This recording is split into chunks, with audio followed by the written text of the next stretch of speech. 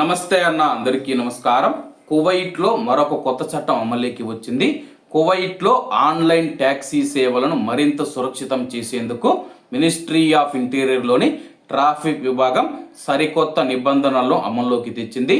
Kuwait ఉప ప్రధానమంత్రి మరియు మినిస్ట్రీ ఆఫ్ ఇంటీరియర్ మంత్రి అయిన షేక్ ఫాద్ ఆల్ యూసఫ్ గారు ఈ మేరకు కీలక ఉత్తర్వులు జారీ చేశారు.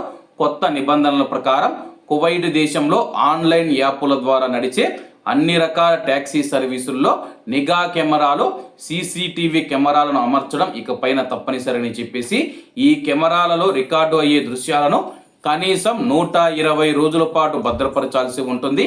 అధికారుల నిఘాకు, ప్రజారక్షణకు పెద్దపీట వేస్తూ ప్రయాణికుల వివరాలను అవసరమైనప్పుడు సంబంధిత శాఖలకు అందజేయాలని చెప్పి స్పష్టం చేశారు.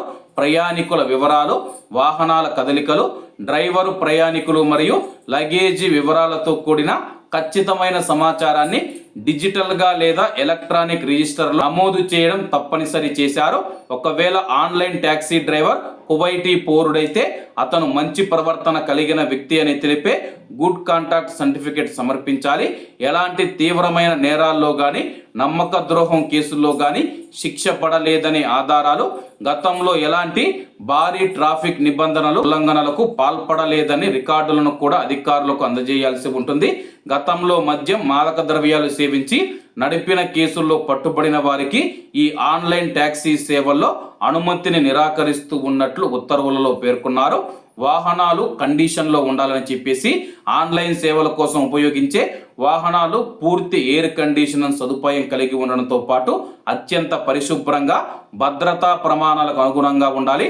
వాహనం తయారీ తేదీ నుంచి కేవలం 3 ఏళ్లలోపు పాత వాహనాలను మాత్రమే కొత్తగా రిజిస్టర్ చేసుకోవడానికి అనుమతి ఇస్తారు. అలాగే ఏదైనా వాహనం రోడ్డుపైకి వచ్చి 7 ఏళ్ళు పూర్తయితే దానితో ఆన్లైన్ ట్యాక్సీ సేవలను తక్షణమే నిలిపివేయాల్సి ఉంటుంది. వీటితో పాటు డ్రైవర్కు అర్హత కలిగిన డ్రైవింగ్ లైసెన్స్ మరియు జనరల్ ట్రాఫిక్ డిపార్ట్మెంట్ నుంచి పొందిన వార్షిక పర్మిట్ను ఖచ్చితంగా కలిగి ఉండాలని చెప్పి మినిస్ట్రీ ఆఫ్ ఇంటీరియర్ తన యొక్క ఉత్తర్వుల్లో పేర్కొంది. కాబట్టి అందరూ బాగుండాలి, అందులో మనం ఉండాలి. అందరికీ నమస్తే అన్న, జై హింద్.